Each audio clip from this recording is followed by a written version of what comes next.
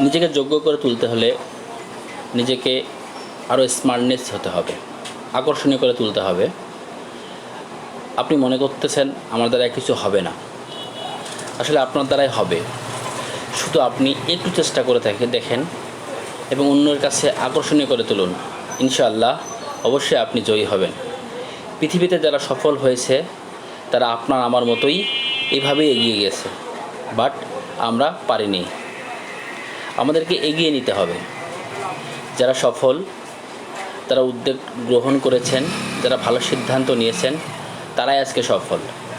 আসুন আমরা সিদ্ধান্ত গ্রহণ করি এবং এই সিদ্ধান্তটাকে, ওই পরিকল্পনাটাকে নতুন রূপে গ্রহণ করি, বাস্তবায়ন দিই, চেষ্টা করি।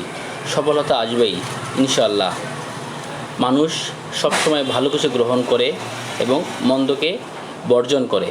তাই আপনাকে আমাকে নতুন করে প্রতিষ্ঠিত হতে হবে, যাতে আপনাকে চেনে আপনার যোগ্যতা থেকে, আপনাকে উপলব্ধি করতে পারে আপনার যোগ্যতা অনুযায়ী।